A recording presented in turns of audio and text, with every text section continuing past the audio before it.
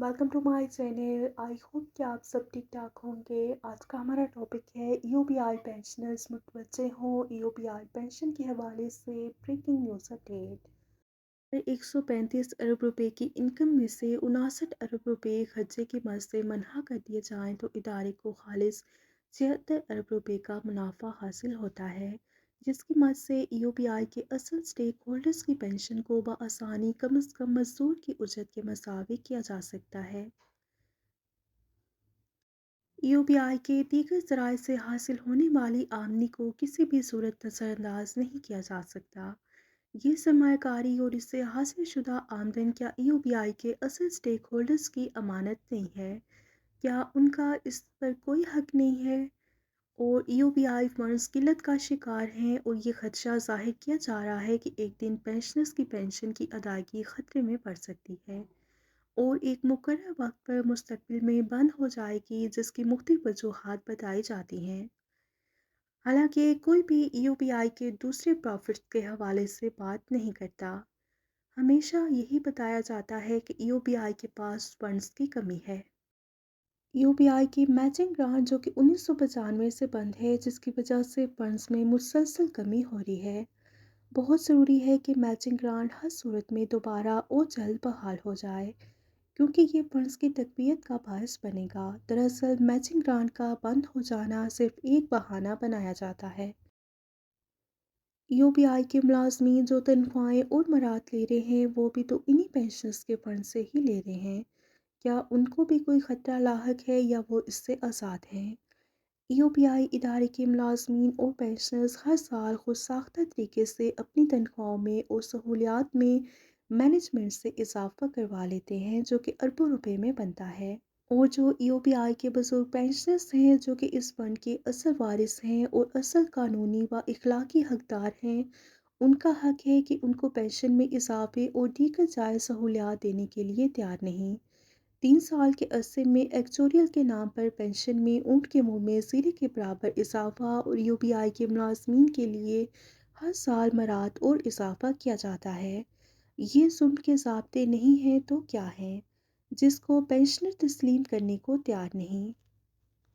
UPI की 2022 की balance sheet के मुताबिक उनका सरप्लस फंड तकरीबन 420 बिलियन रुपए है, जबकि 2023 की गैर मुस्तका बैलेंस शीट के मुताबिक उनका कंट्रीब्यूशन का तखमीना 60 अरब रुपए रखा गया है, जबकि 70 अरब रुपए की इन्वेस्टमेंट इनकम है और 5 अरब रुपए से ज़ायद उनकी प्रॉपर्टी के किराए की मद में इनकम वसूल होती है।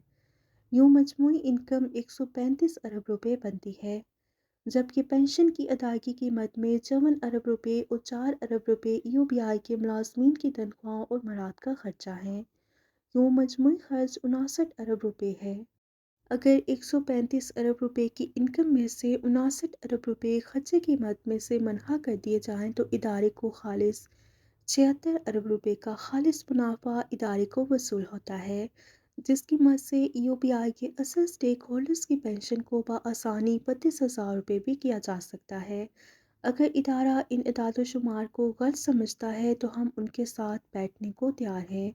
वो हमें सही अदाद-ओ-शुमार फ़राहम करें और हम कई मरतबा उनसे अदाद-ओ-शुमार की फ़राहमी का मुतालबा कर चुके हैं, लेकिन 1 साल गुजरने के बावजूद उन्होंने हमें एक्चुअरियल वैल्यूएशन की रिपोर्ट और बैलेंस शीट की कॉपी फ़राहम नहीं की।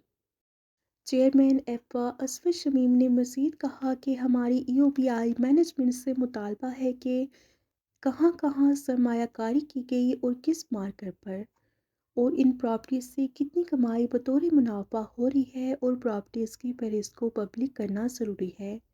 नंबर 2, यूबीआई से मुस्तफ़ीद होने वालों की तफसीलात और इस हवाले से माहाना कितनी रकम अदा की जा रही है। महकमा यूपीआई के फ़ंड्स को कैसे तहफ़्फ़ुज़ दिया जा सकता है, इस पर गौर करने की ज़रूरत है।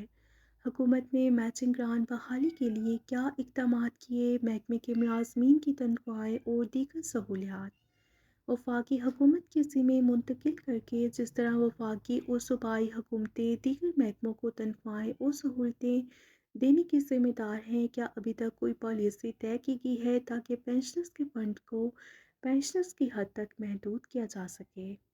महकमे के अंदर करप्शन ख़त्म करने के लिए क्या इक़दामात किए गए हैं? मालूमात फ़राहम करना भी ज़रूरी है। محکمے کے اندر جزا اور سزا کو نافذ کر کے محکمے کی کارکردگی کو بڑھایا جا سکتا ہے۔